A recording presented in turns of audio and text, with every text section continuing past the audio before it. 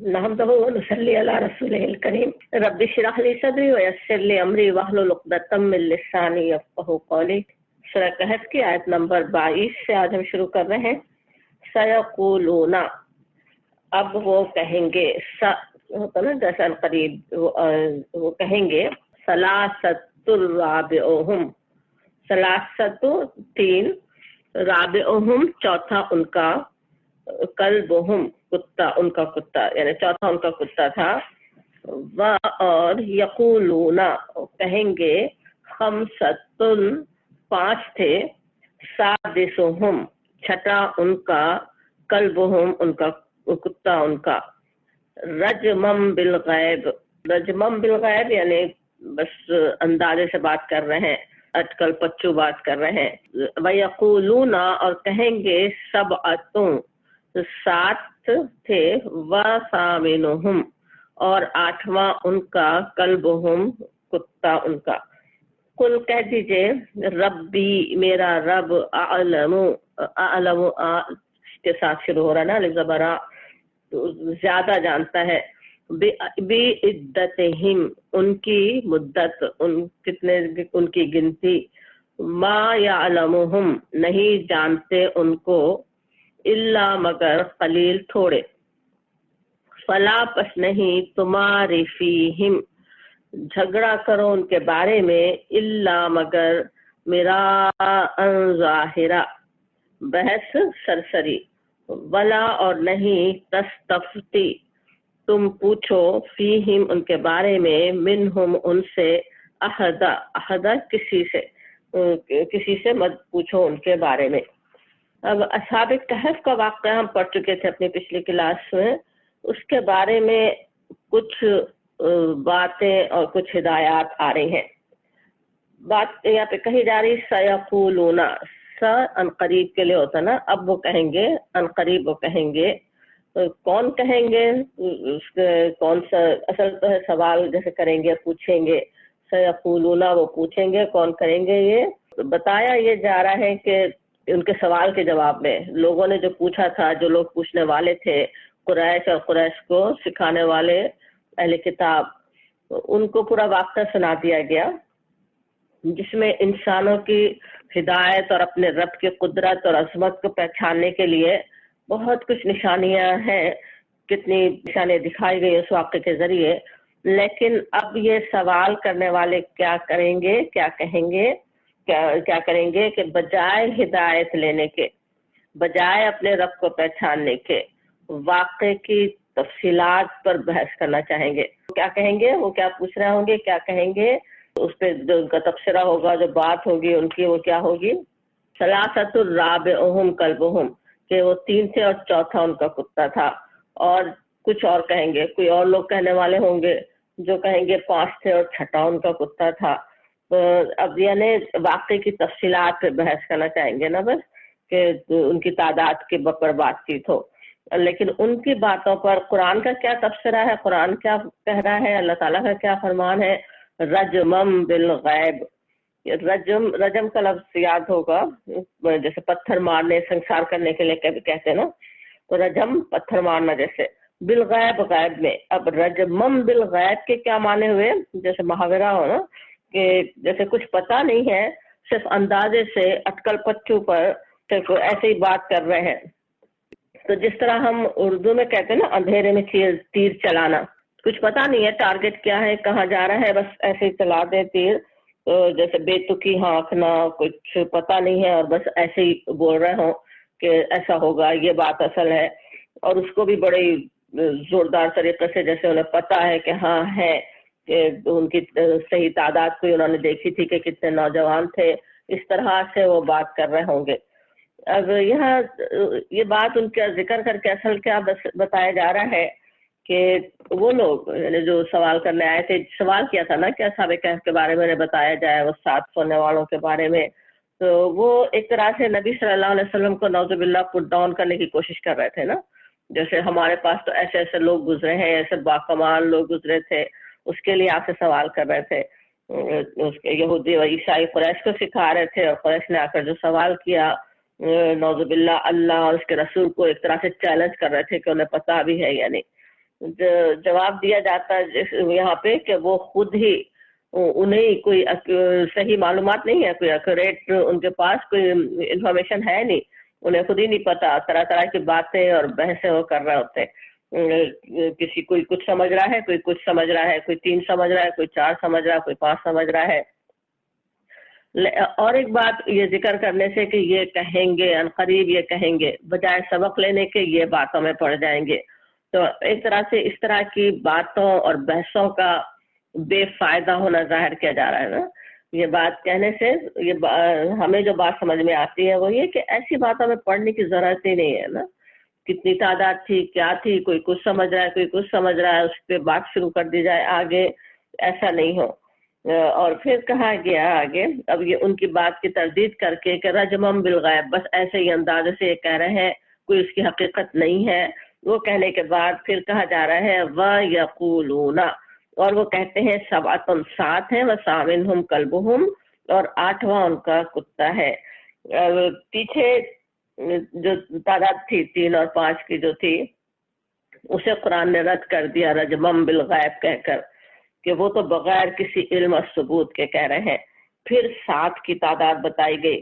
तो और 8वां कुत्ता। तो इस वजह से ज्यादातर मुफस्सिरीन का ख्याल ये है कि कुरान इस तादाद की तायीद कर रहा है। कुरान भी बता रहा है कि वो 7 लोग थे और 8वां उनका कुत्ता था। पीछे हम एक सुरियानी रिवायत को भी याद कर रहे थे ना, कुछ तफसीलात जानने के लिए तारीख में आने वाली,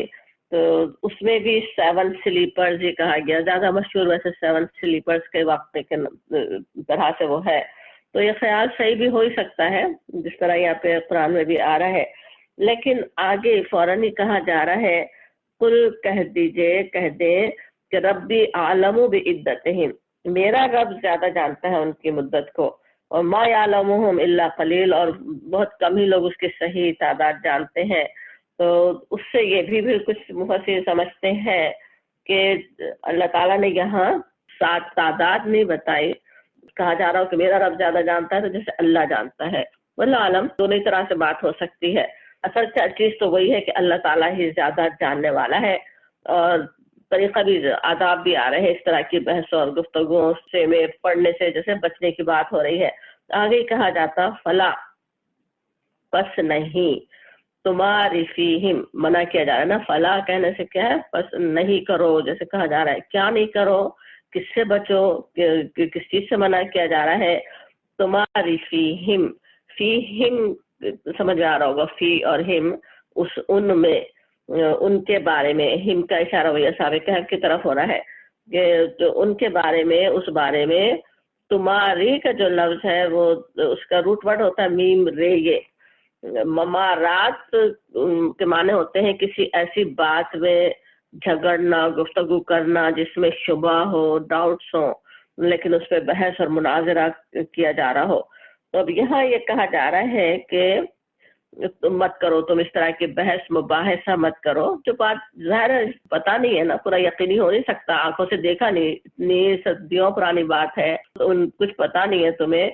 तो उसके बारे में बहस मत करो कहा जा रहा है। किसी से झगड़ो नहीं, किसी से उस पर बात नहीं करो। और क्या है, इल्ला मगर मेरा अन ज़ाहिरा,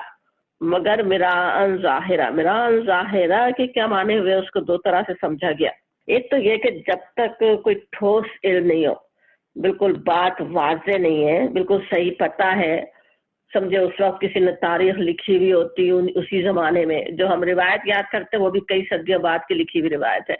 तो पूरा पूरा उस पर भी हम एतमाद तो नहीं कर सकते। तो कोई बिल्कुल ठोस इल्म हो किसी भी बारे में। सिर्फ अब बात तो ये भी नहीं होती कुरान में कि जो बात कही जाती है हर आयत का अपना भी मफहूम होता है ना, उसके जरिए से तो समझाई जा रही है, असहाबे कहफ के पस मंजर में बात समझाई जा रही है, लेकिन आम मामलात के लिए भी वही बात है, हर तरह के मामलात के लिए भी वही बात है कि हमें अदब सिखाया जा रहा है, हमें से हर एक से कहा जा रहा है, खिताब चाहे वो वाहिद के सागे में नबी सल्लल्लाहु अलैहि वसल्लम से हो, लेकिन हम सबसे बात हो रही है कि ऐसी बातों में बहस मत करो जिसका तुम्हें इल्म नहीं हो, तुम्हें पता नहीं हो, कोई सबूत नहीं है, कोई दलील नहीं है, और उस पर जोरदार तरीके से बहस से झगड़े उस पर नहीं पैदा करो जैसे कहा जा रहा। दूसरी बात ये भी है कि सरसरी सी बात कर लो। मेरा अनजाहिरा का मतलब ये کہ بس ظاہر میں سرسری بات، کوئی ایسا نہیں ہو کہ اس کو بہت ہی اہمیت دی جائے، اس کو بہت ہی اس میں میرے دل کے اندر اس میں بات لے لی جائے، سیریس ہی نہ ہو جائے، سنجیدہ ہی نہ ہو جائے، اس پہ اپنی رائے کسی پر ٹھونسنے کی کوشش نہ کریں، ایسا نہیں ہو کہ اپنی رائے صحیح ثابت کرنے کے لیے دلائل اور بحث و باحثے پر ہی اتر آئے. ہوتا بھی ہے نا، ہم دیکھتے بھی ہیں کتنے ایسے معاملات جو کہ اتنی زیادہ اہمیت بھی نہیں رکھتے، آرٹیکل اس میں لکھے ہوئے مل جائے کہ نہیں بات ایسی نہیں تھی، ایسی تھی، وہ فلاں جو کہہ رہا ہے اس میں یہ اور یہ غلطی ہے، اس وجہ سے وہ بات صحیح نہیں ہو سکتی. حالانکہ کوئی بڑی بات نہیں ہے، دونوں کچھ بھی ہو سکتا ہے، جس کا پورا صحیح پتہ ہی نہیں ہے، جس پہ پھر بھی شک ہی رہے گا، اس میں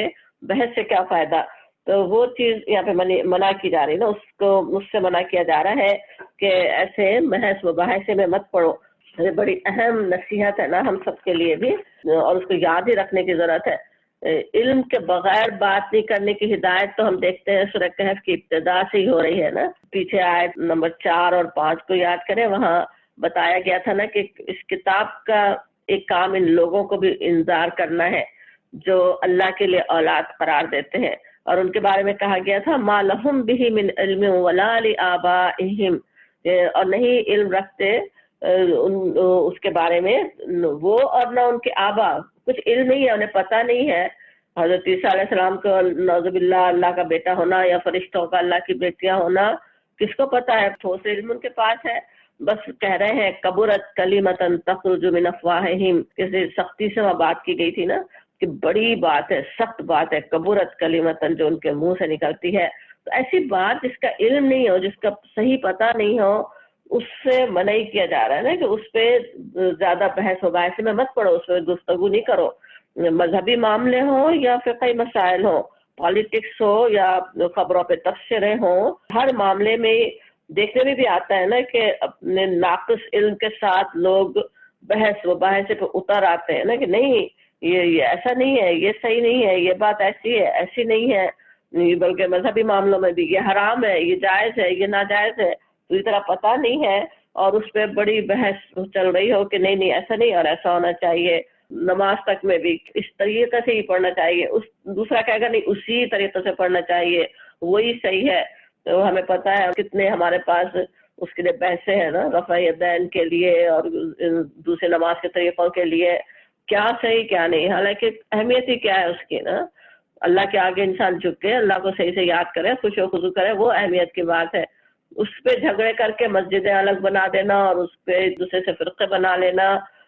اللہ تعالیٰ کے اتنے صاف احکامات کے بعد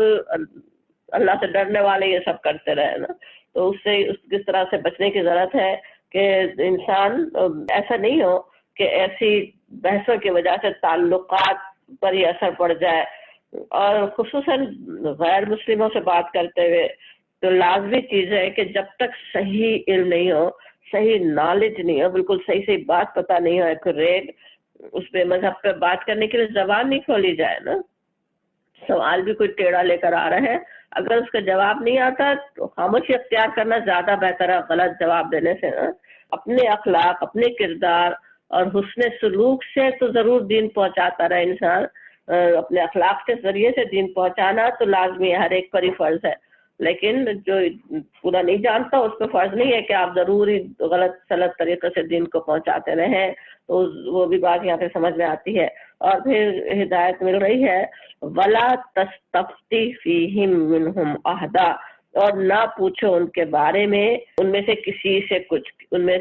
میں سے کون؟ وہی اہل کتاب ہی تھے نا جو ان کا دعویٰ تھا کہ وہ ان کو پتہ ہے بہت واقعات، تو ان سے جا کے پوچھنے مت بیٹھو جیسے کہا جا رہا ہے. یہاں بھی خطاب واحد کے سائغے میں ہے، نبی صلی اللہ علیہ وسلم مخاطب سمجھے جاتے، لیکن آپ کے ذریعے سے اصل میں تو ہم میں سے ہر ایک سے کہا جا رہا ہے نا. تفتی کا جو لفظ ہے فتویٰ اور فتیہ کسی مشکل مسئلے کے جواب کو کہتے ہیں، اور استفتاء کے معنی ہوتے کسی سے رائے دریافت کرنا، مسئلہ پوچھنا. ہمارے پاس کسی عالم سے شرعی حکم کے بارے میں پوچھنے کے لیے عام طور پہ لفظ استعمال ہوتا ہے نا. اور فیہم جو کہا جا رہا ہے ان کے بارے میں، یعنی اصحاب کہف اور ان کی تعداد کے بارے میں. اور منہم احدن، ان میں سے کسی سے بھی مت پوچھو. گویا تعداد وغیرہ کی بحث میں پڑھنے سے صاف منع کر دیا گیا، تفصیلات میں جانے سے منع کر دیا گیا. اللہ تعالیٰ نے جو بتا دی بات، جتنا واقعہ سنا دیا وہ ہمارے لیے اہم ہے، اس کے آگے تفصیلات ڈھونڈنے کی ضرورت نہیں ہے، وہ کہاں رہتے تھے، کس شہر میں تھے، کون لوگ تھے، کیا تھا، وہ سب کے ہمیں کوئی ضرورت نہیں ہے نا، اس میں پڑھو ہی نہیں، اور اس میں جتنا پڑھے تفصیلات میں جائے اتنے ہی آپس میں بحث و باعث ہوتے ہیں۔ اور پھر کہا جا رہا ہے ولا اور نہیں، تقولن، تقولن کا جو لفظ ہے تو تم کہو، یہاں بھی منع کیا جا رہا ہے نا، ولا اور نہیں، تقولن کا جو ہے بہت تاکید کے ساتھ بات ہو رہی ہے نا کہ مت کہنا، ایسا مت کہو، لشیئن کسی چیز کے بارے میں، کسی کام کے بارے میں، انی کہ تو بے شک میں، فاعل، فاعل کرنے والا، میں کرنے والا ہوں، میں کروں گا، ذالکا یہ، غدن کل۔ ایک اور ہدایت ہو رہی ہے کہ ایسا نہیں ہو کہ کسی کوئی کام کرنے کے بارے میں کہو نا آگے، ابھی آگے پھر اصحاب کہفی کی بات چل رہی ہے، ان کے قیام کی مدت کے بارے میں، لیکن پچھلی آیت میں جو ہدایت کی گئی نا کہ خواہ مخواہ ایک غیر ضروری بات کی کھوج میں نہیں لگو، اس پر کسی سے بحث نہیں کرو، اس سلسلے میں ایک اور ہدایت بھی نبی صلی اللہ علیہ وسلم اور اہل ایمان کو یہاں پہ دی جا رہی ہے کہ تم کبھی دعوے سے یہ نہیں کہہ دینا کہ میں فلاں کام کروں گا۔ ظاہر انسان نہیں جانتا کہ وہ کام کر سکے گا یا نہیں کر سکے گا، کرنا اس کے لیے ممکن ہے یا نہیں ہے۔ اب اس کے ساتھ ہمیں ویسے اگلی آیت بھی پڑھنی پڑے گی تو سمجھ میں آئے گا۔ نہیں کرو تو کہا جا رہا ہے کہ میں کل کروں گا، نہیں کرو، مگر پھر کیا ہے، اللہ مگر، این یشاء اللہ، یہ کہ اللہ چاہے، لیکن یہ کہو کہ اللہ، اگر اللہ چاہے، یعنی کوئی کام اگر حتمی طور پہ کہنا چاہ رہے ہیں کہ میں کروں گا تو انشاءاللہ کہنا ضروری ہے، یہ بات سمجھ میں آتی ہے۔ وَاذْكُرْ رَبَّكَ، اور یاد کرو اپنے رب کو، اذا نسیتا، جب بھول جاؤ، جب تم بھول جاؤ، وَقُلْ، اور کہو، عسا، عسا یعنی امید ہے، ویسے عسا کے معنی شاید بھی ہوتے ہیں، لیکن اللہ سے جب کے بارے میں ہو رہا ہو تو امید ہے اللہ تعالیٰ کر سکتا ہے، یہدینی، یہ کہ یہدینی مجھے ہدایت دے، ربی میرا رب، لِأَقْرَبَ، جو اقرب زیادہ قریب ہے، زیادہ قریب کے لیے، من ھذا، اس سے، رشدہ نیکی کی، اللہ تعالیٰ مجھے ہدایت دے سکتا ہے، اس سے زیادہ بہتر کی بھی ہدایت دے سکتا ہے میرا رب۔ تو اب یہاں پہ سمجھ میں آ رہا ہے کہ انسان کیونکہ جانتا نہیں کہ وہ کام ہو سکے گا یا نہیں، کل کا کس کو پتا ہے، کیا حالات ہوتے ہیں، زندگی تک کا بھی نہیں پتا، تو لازماً یہ ادب سکھایا گیا کہ کہو، جب کسی کام کا ارادہ کر لو، کرنا چاہ رہے ہو تو انشاءاللہ بھی کہو۔ الحمدللہ اس حکم پر مسلمان اکثر عمل کرتے بھی ہیں، بلکہ اتنا کرتے ہیں کہ غیر مسلموں کو بھی اس کا استعمال آ گیا نا، یا سننے میں آتا بھی رہتا ہے، تو لیکن دیکھنا یہ چاہیے کہ انشاءاللہ کہنا کب ضروری ہے، اور کن موقع پر بلا ضرورت بھی استعمال ہو جاتا ہے، بلکہ کہیں غلط طریقے سے بھی کہہ دیا جاتا، تو وہ بھی ہمیں تھوڑا سا غور کر لینا چاہیے۔ اب کہنا کب ہے اس آیت میں سے ہی ہمیں پتہ چل رہا ہے نا، جو کہا جا رہا ہے کہ وَلَا تَقُولَنَّ لِشَيْءٍ إِنِّي فَاعِلٌ إِذَا غَدًا إِلَّا يَشَاءَ اللَّهُ، کہ کل یعنی مستقبل میں، آئندہ کسی کام کے کرنے کے بارے میں اگر کہو تو جیسے سمجھے ہم کہہ رہے ہوں کہ وہاں میں جاؤں گی، وہاں مجھے جانا ہے، اگلے ماہ سفر کر رہی ہوں، اس طرح کا کوئی ایک کام، کوئی ارادہ ظاہر کر رہا ہوں کہ یہ مجھے کرنا ہے، تو انشاءاللہ کہنا لازمی ہے نا، کیونکہ ہم نہیں جانتے وہ ہو سکتا ہے یا نہیں۔ ایک بات جو ہو چکی ہے یا ہو رہی ہے یا بھی زیر غور ہے، سوچ رہے ہیں کہ شاید ہم اس طرح کر لیں،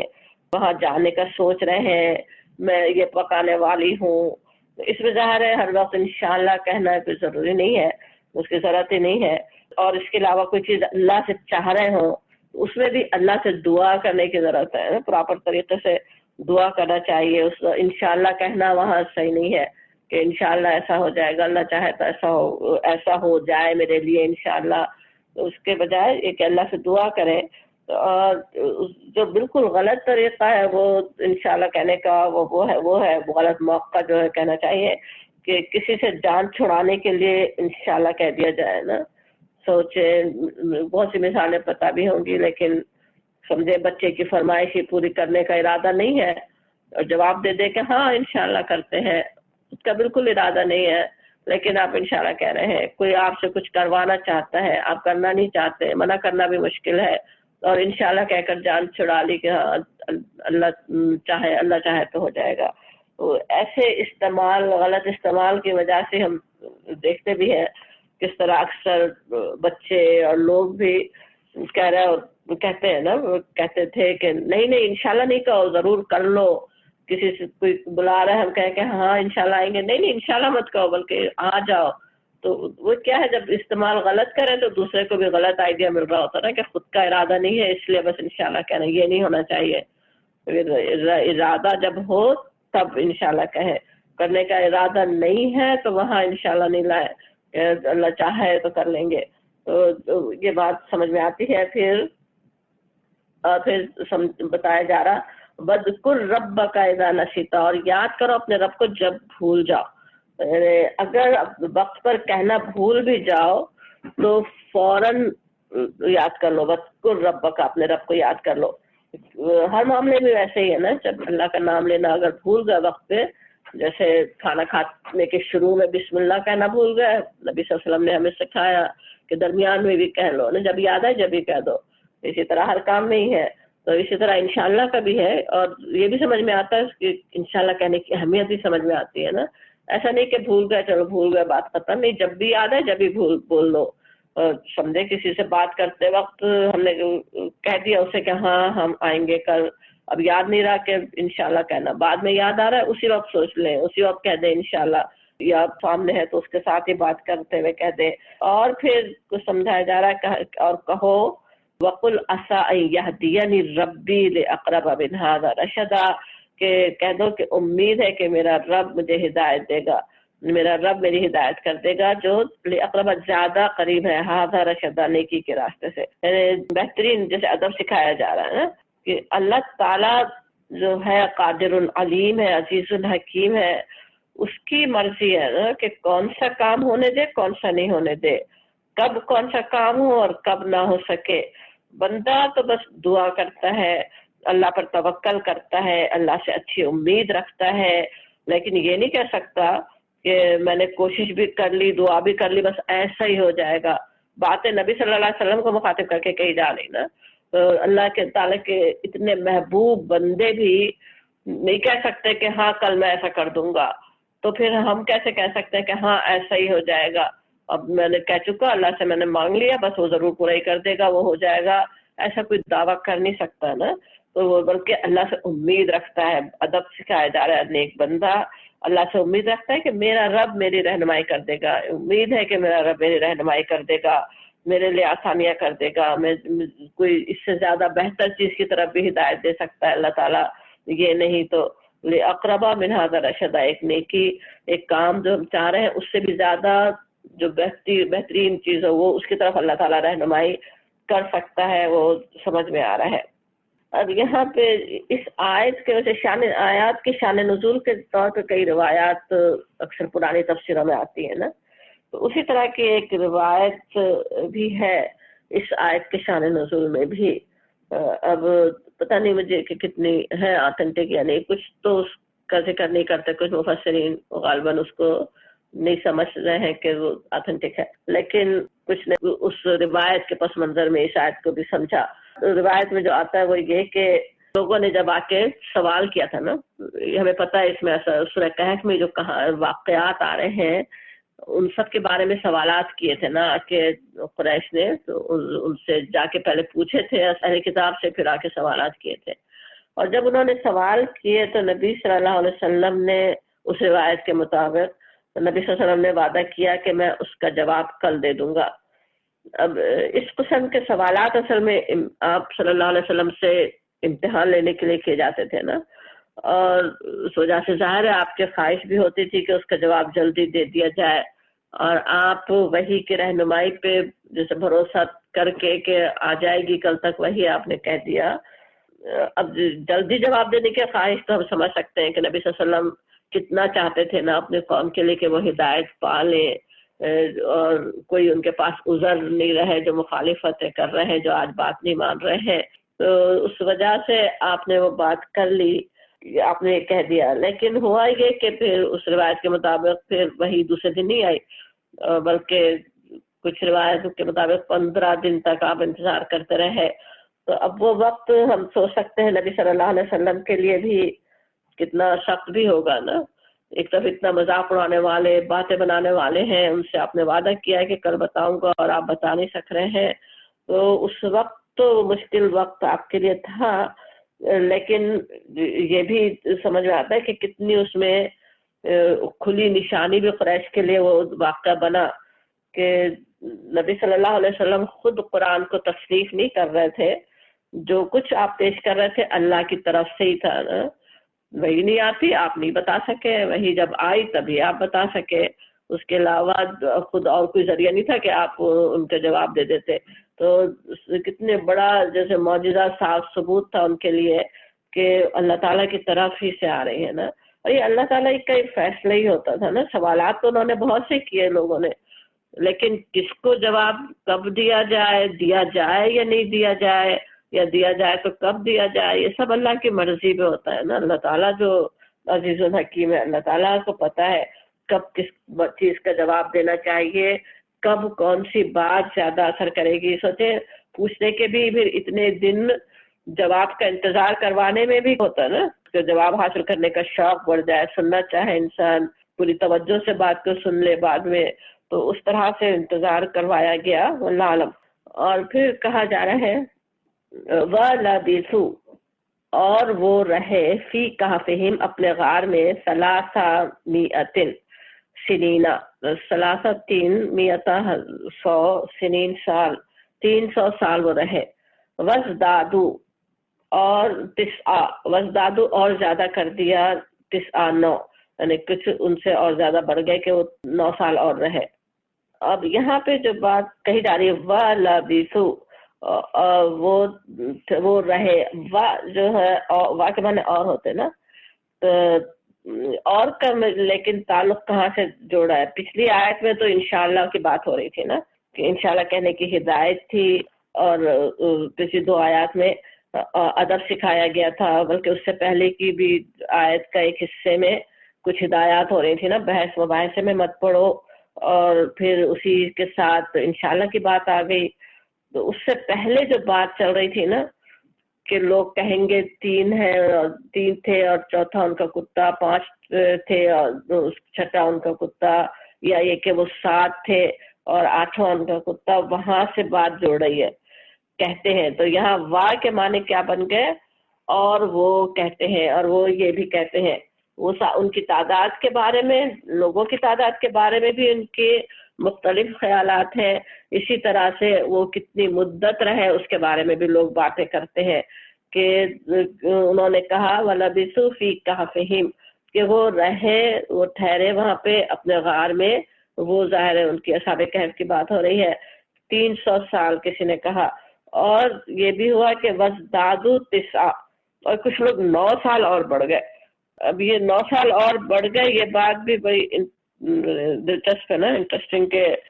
300 شمسی سال جو ہوتے ہیں نا، سولار ایئرس جو ہوتے، ان کو اگر قمری سال میں، لونار ایئر میں اگر کنورٹ کریں تو 309 سال ہی بنتے ہیں نا۔ یہ سمجھ میں آتا ہے کہ جیسے وہی بات ہے، ایک ہی چیز ہے نا، 300 سال شمسی لحاظ سے، اور چاند کے حساب سے 309 سال بن جائیں گے۔ تو کچھ مفسرین نے تو یہ بات کہی جا رہی ہے کہ اور وہ ٹھہرے 300 سال، اور کچھ نے کہا 9، تو کہ اللہ تعالیٰ کی طرف سے بھی بات سمجھی، اللہ تعالیٰ کی طرف سے دی بھی خبر ہے، کیونکہ اس کی تردید کھلے الفاظ میں اللہ تعالیٰ نے نہیں فرمائی، لیکن دوسرے مفسرین اسے لوگوں کے قول کی طرح لیتے ہیں۔ یہاں کہا بھی اسی طرح ہی جا رہا ہے نا، وَلَبِثُوا، ابھی ہم نے سمجھا نا وا کے معنی کس طرح پیچھے سے تعلق جوڑ رہا ہے، لوگوں کی بات ہو رہی ہے۔ لوگ کہتے ہیں کہ وہ 300 سال رہے، اور کچھ نے 309 کہا۔ اور پھر آگے اگلی آیت میں کس طرح آ بھی رہا ہے، آیت نمبر 26 سورہ کہف ہم پڑھ رہے ہیں، قُلِ اللَّهُ، کہو اللہ، اعلم، خوب جانتا ہے، اعلم سے سنا، یہ بھی شروع ہو رہا ہے سے، زیادہ جانتا ہے، خوب جانتا ہے، بما لبثوا، کتنی مدت وہ رہے، کتنا وہ رہے، لہو غیب السماوات والارض، اس کے پاس ہے غیب، اس کے وہ جانتا ہے، اسی کے لیے ہے غیب آسمانوں اور زمین کا۔ اب سر بہی اسمے، کیا خوب دیکھنے والا، کیا خوب سننے والا، ما لہم من دونہ، ما لہم نہیں ان کے لیے، من دونہ سوائے اس کے ہی کا اشارہ اللہ کی طرف، اللہ کے سوا کوئی نہیں، من ولی کوئی کاساس، کوئی ولی، ولا اور نہیں، یشرک شریک کرتا، فی حکم ہی احدا اپنے حکم میں کسی کو، وہ کسی کو شریک نہیں کرتا۔ اب یہ کہا جا رہا ہے کہ کہو اللہ زیادہ جانتا ہے ان کے قیام کی مدت۔ اب یہ بات سمجھ میں آ رہا ہے کہ کس طرح یعنی وہ جو مفسرین سمجھتے نا کہ نہیں خبر نہیں ہے 300 سال 309 سال، تو ان کی یہ دلیل ہے کہ آگے پھر اس جملے کی کوئی پھر ضرورت نہیں رہ جاتی نا یہ بات کہنا کہ اللہ زیادہ جانتا ہے، اللہ تو بتا ہی رہا ہے، تو لیکن اللہ زیادہ جانتا ہے، اس سے مختلف بھی مدت ہو سکتی ہے، اور یقیناً اللہ ہی زیادہ جانتا ہے نا، بالکل صحیح علم، کتنے گھنٹے، کتنے دن، کتنے سیکنڈ، کتنے منٹ، ہر چیز اللہ کو پتا ہے، کتنے دیر وہ سوئے، وہ سب جاننے والا ہے۔ نہ صرف وہ جاننے والا ہے، ان کے بارے میں جاننے والا ہے، بلکہ لہو غیب السماوات والارض، آسمانوں اور زمین کے غیب، کوئی بھی چیز اس کے لیے اصل میں غیب ہی نہیں ہے، وہ تو سبھی جانتا ہے۔ جو ہمارے لیے بھی غیب ہے، وہ چیزیں جو چھپی ہوئی ہیں، جو ہم نہیں جانتے، وہ سب کچھ وہ ہے جاننے والا۔ تو یہ بات انسان کو سمجھنے کی ضرورت ہے، وہ سارے علم تو اللہ کے پاس ہے۔ یہاں بھی وہی بات سمجھ میں آتی ہے، تعداد کی بحث کوئی اہمیت نہیں رکھتی، کتنے 100 سال سوئے کوئی اس کی اہمیت نہیں ہے، اور روایات سے بھی ایسے ہی ہمیں سمجھ میں ہی آتا ہے، جو تاریخ میں بھی جو باتیں آتی ہیں نا، کئی سال کی بات سمجھ میں آتی ہے، کہیں کچھ اور، تو اس بحث میں تو پڑے تو انسان الجھ کر ہی رہ جائے نا، چاہے وہ صحیح بھی ہو بات کہ 300 سال رہے جو قمری لحاظ سے 309 بنتے ہیں، لیکن ہمیں اس کی ضرورت نہیں ہے، ہمیں تو جو بات یاد رکھنے کی ہے، جو بات ہمیں بتائی جا رہی ہے، یا ہم کسی سے بات کر رہے ہیں تو جو ہمیں کہنے کی ضرورت ہے وہ کیا ہے، قل اللہ عالم، کہہ دو اللہ زیادہ جانتا ہے، اللہ کو پتا ہے۔ کوئی آ کے کہہ رہا ہو، کوئی بات کر رہا ہو کہ وہ تو اتنے سال رہے تھے، نہیں، ہمارا جواب کیا نہیں، اللہ زیادہ جانتا ہے، وہ جو کہ پورے آسمانوں اور زمین کا غیب جاننے والا ہے۔ اب صرف ہی اسمے کہنا مبالغے کے ساتھ تعریف کا اسلوب ہے نا، کہ کیا ہی خوب ہے وہ دیکھنے والا اور سننے والا۔ اللہ تعالیٰ کے سمیع و بصیر ہونے کی نشانیاں ہر طرف پھیلی ہوئی ہے نا، جو خود اس واقعے میں بھی کیسی نشانیاں ہیں، اپنے بندوں کی دعاؤں کو سننے والا، ان کو بے خبر سلانے والا، بالکل ان کی بے خبری میں ان کی ایک ایک چیز کی دیکھ بھال کرنے والا، پھر ان کو جگا کر اس کے ذریعے سے اتنی بڑی نشانی اپنے بندوں کو دکھانے والا۔ جو سب واقعے کو پڑھیں، اس سے غور کریں تو ہمارا دل بھی پکار اٹھے نا کہ لہو غیب السماوات والارض ابصر بہ اسمع، کہ وہ وہی ہے جو کہ سب کچھ جاننے والا ہے، کیسا دیکھنے والا، کیسا سننے والا۔ اور پھر اسی سے ذریعے سے پھر اور کیا بات سمجھ میں آتی ہے، جب سب کچھ دیکھنے والا وہ ہے جس کے پاس سارے غیب کا علم ہے، تو پھر ما لہم من دونہ من ولی، نہیں کوئی ولی، کوئی اس کے سوا کارساز نہیں ہو سکتا، کوئی خبر گیری کرنے والا نہیں ہو سکتا۔ ہم میں سے ہر ایک کو سمجھنے کی ضرورت ہے، وہ ایک ہی ہے، وہی ہے نعم المولا ہے، بہترین دیکھ بھال اور خبر گیری کرنے والا، اور ساتھ ہی ولا یشرک فی حکم ہی احدا، اور وہ اپنے حکم میں، اپنی حکومت میں کسی کو شریک نہیں کرتا، سارا اختیار اس کے ہاتھ میں ہے۔ اللہ کے مقابلے میں کسی اور پر بھروسہ انسان نہیں کرے، کسی اور طرف رخ نہ کرے، اللہ کو چھوڑ کر دوسروں کی مدد پر بھروسہ نہیں کرے۔ یہ ساری باتیں سمجھ میں آتی ہیں نا، اللہ تعالیٰ کی بہترین یہاں پہ جو تعلیم جس طرح سے بیان کی جا رہی ہے، اس کی جب کسی کو وہ شریک نہیں کرتا، ولا یشرک فی حکم ہی احدا، کسی کو کوئی اختیار کسی کے پاس ہے نہیں، تو پھر کیسے انسان کسی اور کی طرف پلٹ سکتا ہے، کسی اور سے کیسے کوئی امید رکھ سکتا ہے، کسی اور سے دعائیں مانگے، کسی اور سے کوئی انسان امید رکھے کہ وہ کام آ جائے گا، خصوصاً اللہ کے مقابلے میں اگر اللہ کو چھوڑ کر کسی اور سے کیسے کوئی امید رکھ سکتا ہے۔ وہ بات سمجھ میں آ رہی ہے. اور پھر کہا جا رہا آیت نمبر 27. اب واقعہ پورا ہی ختم ہو چکا، جو تفسیر ہو رہا تھا وہ بھی ختم ہو گیا. پھر کہا جا رہا ہے آگے جو آیات آ رہی ہیں وہ بھی ویسے اصحاب کہف کے پس منظر میں بھی کسی نے سمجھا کہ اسی طرح سے ہدایت ہو رہی ہے. وَاتْلُو، اور پڑھتے رہو، ما اوحیا، جو وحی کی گئی، الیکا، آپ کی طرف. وَاتْلُو بھی واحد کے صیغے میں سنگولر، نبی صلی اللہ علیہ وسلم سے خطاب سمجھا جا سکتا، لیکن آپ کے ذریعے سے پھر ہم میں سے ہر ایک سے بھی، ہر انسان سے بھی خطاب.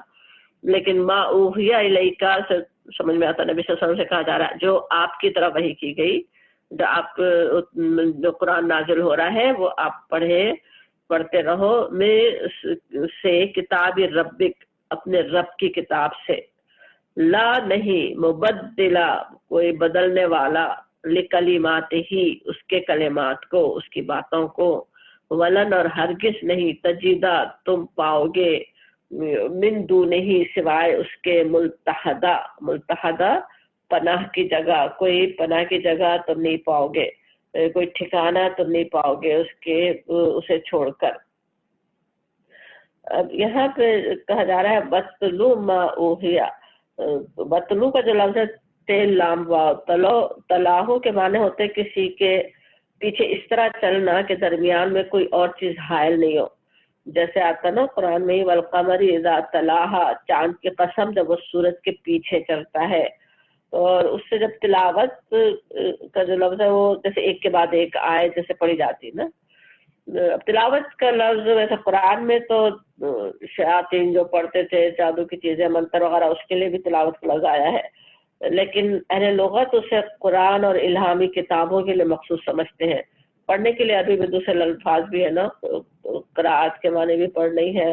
تو، لیکن تلاوت کو سمجھا جاتا کہ وہ جیسے قرآن اور الہامی کتابیں، اللہ کی کتاب کو پڑھنے کے لیے. تو اب یہاں جو کہا جا رہا ہے وَاتْلُو مَا أُوحِیَ إِلَیْکَ، آپ پڑھے، تلاوت کریں جو آپ کی طرف نازل ہوا. نبی صلی اللہ علیہ وسلم سے کہا جا رہا ہے ایک طرح سے کہ آپ مخالفین کی باتوں، ان کے مطالبات، ان کے اعراض، ان کے استکبار کی پرواہ نہیں کریں. ابھی یہ بھی سمجھ میں آتا ہے کہ سوچیں جب نبی صلی اللہ علیہ وسلم ان کے سوال کا جواب دینے کے لیے اتنے فکر مند ہیں، فوراً دینا چاہتے ہیں، پھر جب آیا ہے، جب سنا رہے ہیں، اور آپ کیا امید رکھ سکتے تھے نا جیسے کوئی ان کو فوراً ہی معجزہ سمجھ میں آ جائے بس ایمان لے آئے. لیکن اللہ تعالیٰ کو معلوم تھا وہ تو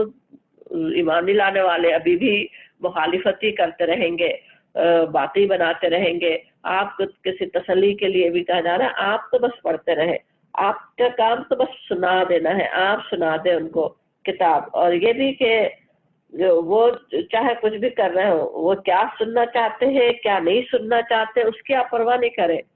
آپ کا کام کتاب کو جو کا تو سنا دینا ہے. لا مبدل لکلماتہ، اللہ کے قوانین کو، اللہ کے کلمات کو، اس کے فرامین کو کوئی بدل نہیں سکتا. نا اللہ کے فرمان کو اگر کسی نے پیچھے ڈالا، اس کی بندگی سے ہٹا، تو پھر اس کے لیے کیا ہے وَلَن تَجِدَ مِن دُونِهِ مُلْتَحَدًا، کہ اس کے سوا پھر تم کوئی پناہ نہیں پا سکتے. ان آیات کے نزول کے وقت ہم دیکھتے ہیں نبی صلی اللہ علیہ وسلم پر کیسا سخت پریشر بھی تھا نا کہ آپ ان کے بتوں، ان کے آبائی مذہب کی بھی حمایت کر دیں. جس توحید کی طرف آپ بلا رہے ہیں اس میں کچھ کمپرومائز کر لیں، کچھ باتوں کو مختلف کر لیں. دوسری جگہ آتا بھی ہے جیسے سورہ یونس کی آیت ہے کہ وَإِذَا تُتْلَىٰ عَلَيْهِمْ آيَاتُنَا بَيِّنَاتٍ، جب ہماری آیات صاف صاف ان کو سنائی جاتی ہے، قَالَ الَّذِينَ لَا يَرْجُونَ لِقَاءَنَا، کہ وہ لوگ جو ہمارے سامنے حاضر ہونے کی توقع نہیں رکھتے، کہتے ہیں اِتِّی بِقُرْآنٍ غَيْرِ هَٰذَا أَوْ بَدِّلْهُ، کہتے ہیں کہ اس کے بجائے کوئی اور قرآن لاؤ یا اس میں کچھ ترمیم کرو. اس وقت کی بات تھی، لیکن کفار کا ہر وقت یہی مطالبہ ہو رہا ہوتا نا، پریشر ہوتا ایک طرح سے، مسلمانوں پہ بھی یہ پریشر ہو رہا ہوتا کہ جو جیسا وہ چاہتے اس طرح سے اسلام بنا دیا جائے، کچھ چیزیں اسلام کی بدل دی جائیں تو ان کو بھی پسند آ جائے، ان کو بھی اچھا لگنے لگے. یہاں پہ صاف صاف منع کیا جا رہا ہے نا. اور نبی صلی اللہ علیہ وسلم تو ظاہر ان کی باتوں میں آنے والے نہیں تھے، یہ تھوڑی تھا کہ نبی صلی اللہ علیہ وسلم یہ کرنے والے تھے اس لیے آپ کو یہاں ہدایت ہو رہی ہے. کہ آپ تو نہیں بدلے کتاب، آپ جدوں کی تو ان کو سنا دے کتاب. بات یہ نہیں ہے نا، لیکن اصل بات کے غلط مطالبات اس طرح کے کرنے والوں کو اصل میں جواب دیا جا رہا ہے، انہیں مایوس کیا جا رہا ہے کہ ایسا کچھ ہونے والا نہیں ہے نا. بعد میں آنے والے کمزور اہل ایمان کو بھی مضبوط کیا جا رہا. ہم میں سے ہر ایک سے کہا جا رہا ہے کہ اللہ کا دین جیسا ہے اسی طرح لوگوں تک پہنچا دو، ان کے خاطر دین کو مت بدلنے بیٹھو، اس کے دین کو مت بدل ڈالو. اب اصحاب کہف کے واقعے کے فوراً بعد قرآن کی تلاوت کی بات جو آ رہی ہے وَاتْلُ مَا أُوحِیَ، اس سے اسکالرز یہ بھی سمجھتے ہیں، بلکہ کہنا چاہیے کہ اشارہ لیتے ہیں کہ آج قرآن ہمارے لیے ہماری اسی طرح سے حفاظت کرنے والا ہے جیسے کے لیے غار نے ان نوجوانوں کو پناہ دی تھی نا. اگر سوچے فتنوں کے دور میں جب مسلمان رہنا مشکل تر ہوتا چلا جائے، آج کے دور میں بھی یہی ہو رہا ہے نا. الحمدللہ اللہ کا احسان ہے، ہم ایسے کچھ خوش قسمت لوگوں میں سے ہیں، لکی لوگوں میں سے ہیں جن کے لیے اتنا مشکل نہیں ہے. اس کا ہمیں بہترین شکر کرنا چاہیے. ورنہ آج کی دنیا میں بھی کتنا لوگوں کے لیے مشکل ہو رہا ہے نا، بلکہ کچھ لوگوں کے لیے تو بالکل وہی صورتحال ہے نا. خصوصاً چائنا کے مسلمانوں کو سوچے، انڈیا کے سوچے. حدیث میں کیفیت آتی ہے نا، ہاتھ میں انگارے لینے کے برابر ہو جائے اسلام پہ قائم رہنا، تو بالکل وہ حالت ہے نا. تو ان سب میں کتنی پریشر ہو، کیسے حالات ہو. کہا یہ جا رہا ہے کہ پناہ دینے والی چیز کیا ہے؟ اللہ کی کتاب ہی ہے نا. تو اب دیکھتے بھی پیارے نبی صلی اللہ علیہ وسلم ہجرت کے وقت بھی آپ کس طرح قرآن کی تلاوت کرتے ہوئے وہ سارے جو آپ کے خون کے پیاسے آپ کے گھر کا محاصرہ کیے ہوئے بیٹھے تھے، ان سے آپ کے بچاؤ کس طرح سے ہوا. اللہ کی آیات پڑھتے ہوئے آپ ان کے درمیان سے نکل آئے، کوئی آپ کو دیکھ تک بھی نہیں سکا. تو قرآن کی آیات اس طرح حفاظت کرنے والی ہے، وہ سمجھ میں آتا ہے کہ کیسی پناہ گاہ ہے جیسے ہمارے ایک سچے مومن کے لیے، ایک مسلمان کے لیے نا. قرآن کے احکامات پر اگر انسان چلتا رہے، اپنی زندگیوں پہ نافذ کر لے، تو گویا وہ جیسے سب سے بڑی پناہ گاہ ہمارے لیے ثابت ہو سکتے ہیں. اور اس کے مقابلے میں اگر قرآن کے احکامات کو پس پشت ڈال دیا تو پھر جیسے کہا جا رہا ہے وَلَن تَجِدَ مِن دُونِهِ مُلْتَحَدًا، اور ہرگز تم نہیں پا سکتے اس کے سوا کوئی پناہ اور نہیں ملنے والی ہے. آیت نمبر 29 سے پھر کہا جا رہا ہے سورہ کہف کی ایک اور ہدایت ہو رہی ہے اسی کے ساتھ پھر نا وَاصْبِرْ نَفْسَكَ، اور روکے رکھو اپنے نفس کو، مع الذین، ساتھ ان لوگوں کے، یدعون، جو پکارتے ہیں، ربہم، اپنے رب کو، اپنے پروردگار کو، بالغداوتی، صبح، والعشی، اور شام کو، ویریدون، اور چاہتے ہیں، وجہہ، اس کا چہرہ، یعنی اس کی رضامندی. ہو کا اشارہ اللہ کی طرف، اللہ کی رضامندی چاہتے ہیں. ولا، اور نہیں، تعود جیسے پلٹا لینا، عیناکا، آنکھیں تمہاری، انہم، ان سے، تریدو، طلبگار ہو، تم چاہتے ہو، زینت الحیات الدنیا، زندگی کی آرائش، ولا تطع، اور نہ اطاعت کرو، من اغفلنا، جس شخص کو ہم نے غافل کر دیا، قلبہ، اس کا دل، ذکرنا، اپنی یاد سے، ہماری یاد سے، واتبع ہواہ، اور پیروی کی اس نے اپنی خواہش کی، وکان امرہ فرطا، اور وہ ہے اپنے کام میں حد سے بڑا ہوا. اب یہ آیت خاصی غور کرنے والی ہے اگرچہ ٹائم کم ہے. تو وَاصْبِرْ نَفْسَكَ جو کہا جا رہا ہے، صبر کے ساتھ اپنے آپ کو روکے رکھو، صبر کرو. صبر کے معنی ویسے روکنا، ٹھہرانا ہوتا ہے نا. اپنے آپ کو کے ساتھ لگائے رکھو. کس کے ساتھ؟ وہ جو اللہ کو پکارنے والے ہیں، دن اور رات اللہ کو پکارنے والے ہیں. پیچھے ہم نے دیکھا تھا اصحاب کہف نے بھی جو اتنا بولڈ اسٹیپ لیا نا کہ پوری قوم کے خلاف کھڑے ہو گئے. اب انہیں اس کی ہمت کیسے ہوئی تھی؟ وہ کچھ ساتھی تھے نا، کچھ لوگ تھے آپس میں، اہل ایمان تھے. ایک دوسرے سے ہی انسان تقویت حاصل کرتا ہے نا. اس کے اردو میں کتنے محاورے ویسے یہی بات سمجھا رہے ہوتے، ایک اور ایک 11، ایک سے دو بھلے. تو کس طرح طاقت بن جاتی ہے نا، جس طرح دو بھی لوگ ہو جائے، ایک اور ایک بن جائے تو جیسے 11 جتنی طاقت آ جائے. تو جو کام ایک انسان نہیں کر سکتا وہ دو مل کر سکتے ہیں، ایک ٹیم بن جائے تو کر سکتے ہیں، مل کر سکتے ہیں. تو ایک دوسرے کے اور ساتھ مل کر چلنا ہو نہیں سکتا جب تک کہ صبر کی صفت نہیں ہونا. صبر کرنا آتا ہو، ایک دوسرے کو ساتھ لے کر چلنا آتا ہو، مختلف مزاجوں اور طبیعتوں کے ساتھ ڈیل کرنا آتا ہو، تبھی یہ ہو سکتا ہے نا. ان آیات کے نزول کے وقت نبی صلی اللہ علیہ وسلم پر جو آگے بڑھ کر ایمان لانے والوں میں سے ہم دیکھتے ہیں جو لوگ تھے، کون کون تھے نا، حضرت بلال، حضرت صہیب، حضرت عمار، حضرت خباب بن ارت اور عبداللہ ابن مسعود جیسے صحابہ، اور غریب لوگ تھے نا، یہ کچھ تو آزاد کردہ غلام تھے یا جیسے قریش میں سے نہیں ہے، غریب لوگ ہیں. ان لوگوں پر اعتراض کرتے تھے نا قریش. اب قریش کا ہمیں پتہ ہے کس طرح وہ خود بہت ہی معزز قبیلہ سمجھا جاتا تھا. بنی ہاشم تو اس میں سے بھی بہت ہی معزز قبیلہ تھا نا. تو اب وہ جو قریش کے مغرور سرداران تھے وہ نبی صلی اللہ علیہ وسلم سے مطالبہ کرتے کہ ہم تمہاری بات سن کیسے سکتے ہیں، تمہارے پاس تو ایسے لوگ نعوذ باللہ ان کی نظر میں وہ کوئی سیکنڈ کلاس سٹیزن ہو، کوئی بہت ہی نیچے طبقے کے لوگ ہوں، ان کے ساتھ ہم کیسے بیٹھ سکتے ہیں، تمہاری بات سننے ہم کیسے آ سکتے ہیں، پہلے ان کو ہٹاؤ، جیسے وہ کہتے تھے نا. وہ پریشر نبی صلی اللہ علیہ وسلم پر پریشر ہوتا تھا.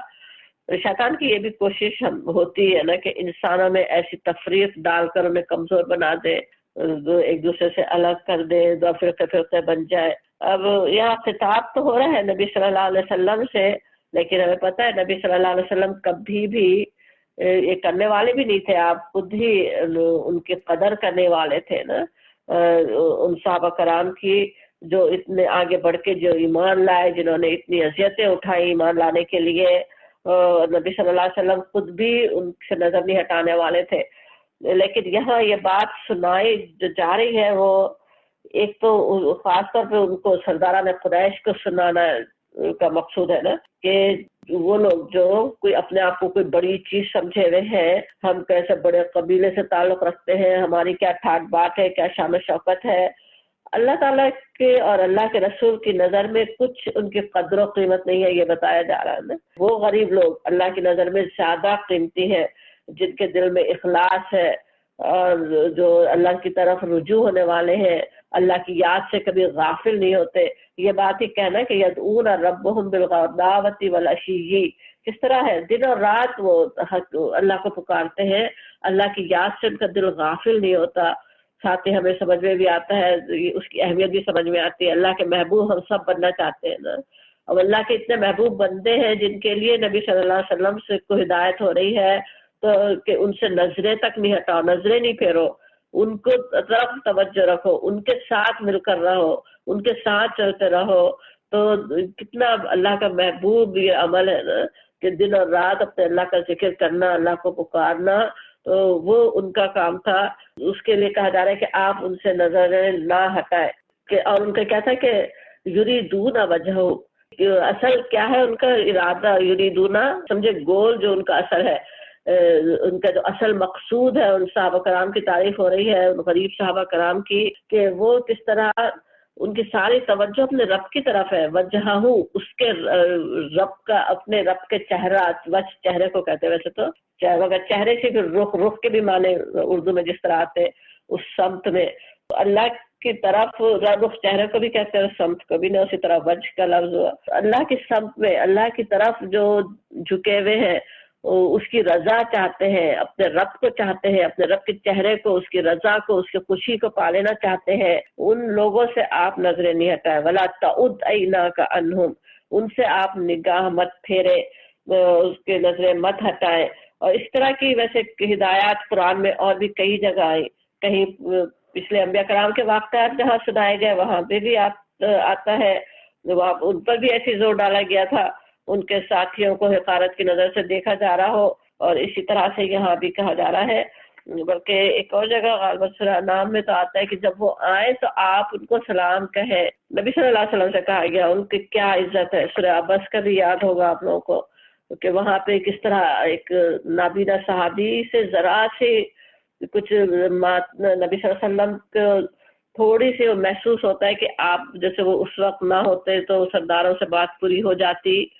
اس پر ٹوک دیا گیا، اس پہ وہاں پہ بھی ویسے اصل غضب اللہ تعالیٰ کا قریش کے متکبرین پر ہے، لیکن نبی صلی اللہ علیہ وسلم کو مخاطب کر کے وہاں پہ بھی کس طرح سے کہا گیا نا، ابسا و تولا، تم نے منہ پھیر لیا اس سے، تم نے پیشانی سکیڑی۔ سمجھ میں آتا ہے اللہ کو کیسے وہ محبوب بندے ہیں جو ایمان کے خاطر جنہوں نے مشکلات اٹھائیں، جو اللہ کی رضا چاہتے ہیں، دن اور رات اس کا ذکر کرتے ہیں۔ ولا تطع من اغفلنا، اور مت بات مانو، تطع اطاعت نہیں کرو، من اغفلنا، جس کو دل کو ہم نے غافل کر دیا، اغفلنا قلبہ ان ذکرنا، ہمارے ذکر سے۔ اللہ تعالیٰ کیسے کسی کے دل کو غافل کر سکتا ہے نا، اپنے ذکر سے کیوں غافل فرمائے گا؟ ان کی حرکتوں کی بنا پہ، ان کی تکبر کی بنا پہ جو سننا نہیں چاہتے اللہ تعالیٰ بھی ان کو غافل کر دیتا ہے نا، اور ان کے لیے کہا جاتا آپ ان کی بات مت مانیں، ولا تطع۔ اب تو یہ سمجھ سکتے ہیں نبی صلی اللہ علیہ وسلم ان کی اطاعت تو نہیں کرنے والے تھے کبھی بھی، لیکن تطع کا مفہوم بھی سمجھ میں آتا، اطاعت کا مفہوم بھی سمجھ میں آتا۔ صرف یہی بات نہیں ہوتی کہ کوئی کچھ حکم دے رہا اور وہ مان لے وہ اطاعت ہے، بلکہ صرف کسی کی خواہش ہے، کوئی لوگ ایسے کہیں گے اس وجہ سے ہم اپنا رویہ بدل دیں تو وہ بھی انہی کی اطاعت ہوئی نا۔ سوچیں آج ہم سوچیں کہ اگر ہم خاص ایک سمجھے کسی اللہ کے حکم کی ہم پیروی کرنا چاہ رہے ہیں اور یہاں رہتے ہوئے اس حکم کی پیروی کریں، لوگ کیا کہیں گے، کیسا مذاق بنے گا، اس کی وجہ سے ہم حکم میں تبدیلی کر دیں تو کیا ہے، ہم نے دوسروں کی اطاعت کر لی نا، اللہ کے دشمن ہے جو کفار ہیں ان کی بات مان لی، ان کی خاطر کر دیا۔ کوئی کچھ کہے گا کہ ان کی طرف سے کچھ پریشر ہو رہا ہے، کسی کی ناراضی کا ہی ہو رہا ہے، سمجھے اپنے گھر والوں تک کے بھی کوئی ناراض ہو جائے گا اللہ کے کسی حکم کے ماننے کی بنا پہ، اس کی وجہ سے ہم اس کام کو چھوڑ دیں، اللہ کی پسندیدہ کام نہ کریں اور ان کی پسند کا کام کرنا چاہے تو وہ کیا ہے، ان کی اطاعت ہو رہی۔ اور کہا جاتا ولا تطع من اغفلنا قلبہ عن ذکرنا، جو اللہ کے یاد سے غافل ہے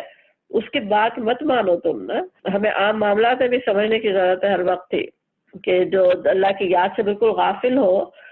بے خوف ہے، اور اس کا پھر ہوتا بھی کیا ہے، جس طرح آگے آ رہا ہے نا واتبع ہواہ، جو اللہ کی یاد سے غافل ہو تو پھر شیطانی اس پہ مسلط بھی ہو جاتے ہیں نا، اپنی خواہش نفس کی پیروی اختیار کر لیتے ہیں نا۔ تو جس نے واتبع ہواہ، جو اپنے نفس کے پیچھے جا رہا ہے، ایک طرف دیکھیں وہ لوگ ہیں جو یریدون وجہ، جو اللہ کے چہرے کو ڈھونڈ رہے ہیں، اللہ کی رضا کو ڈھونڈ رہے ہیں، اور جو دن اور رات اللہ کا ذکر کرتے ہیں۔ بالکل اس کے اپوزٹ لوگ بھی ہیں جو پریشر ڈالتے ہیں، جو ذکر اللہ کے ذکر سے غافل، اپنے نفس کے پیچھے بھاگ رہے ہیں، اپنے نفس کے پیچھے دوڑ رہے ہیں۔ وَقَانَ أَمْرُهُ فُرُوتًا، اور جن کا کام فروتا کہیں تو فرتا ہوتا ہے افراد اور تفرید، جیسے اردو میں ہم کہتے ہیں نا، افراد کیا ہوتا، فرتا سے لفظ ہے افراد، کسی چیز میں آگے بڑھ جانا، زیادہ ہی بڑھ جانا۔ تفرید کیا ہوتا، بہت کمی کر دینا۔ تو اعتدال پہ رہنے کے بجائے، صحیح کام کرنے کے بجائے، صراط مستقیم پر چلنے کے بجائے جو افراد و تفرید کر رہے ہیں، جو صحیح راستے پر نہیں چل رہے ہیں، کہیں اپنے نفس کے لیے، کہیں تو کچھ کام بہت زیادہ کر رہے ہیں، کہیں جو کام کرنا چاہیے وہ کر نہیں رہے ہیں، اس میں کمی کر رہے ہیں، تم ان کی پیروی نہیں کرو۔ اب یہ بات یہاں پہ نبی صلی اللہ علیہ وسلم سے کہی گئی ہو، لیکن یہ آیت مجھ سے اور آپ سے ہر ایک سے یہ بات کہہ رہی نا، اس ہدایت کو اپنے پلے میں ہمیں باندھ لینے کی ضرورت ہے۔ کیا دو ہدایات ہے نا، وَاصْبِرْ نَفْسَكَ، ان لوگوں سے دوستی میت اختیار کرو، ان لوگوں کی دوستی اختیار کرو جو اللہ کو پکارتے ہیں، جو اللہ سے ڈرتے ہیں، جو دن اور رات اللہ کا ذکر کرتے ہیں، اور ان لوگوں کی بات مت مانو جو اللہ سے غافل ہے، جن کا دل میں اللہ کی یاد ہی نہیں ہے، جو اپنے نفس کے پیچھے بھاگ رہے ہیں، جو افراط و تفرید کا شکار ہے، جو صراط مستقیم سے بھٹکے ہوئے ہیں، تم ان کے پیچھے مت، ان کے اطاعت مت کرو، ان کی مرضی پہ مت چلو۔ یہ ہدایت انشاءاللہ ہم پورے کرنے والے ہوں اپنی زندگیوں میں، اور اپنا ہی ہمارا ہی اس میں ہی فائدہ ہے نا۔ تو آخر دعوانا الحمدللہ رب العالمین۔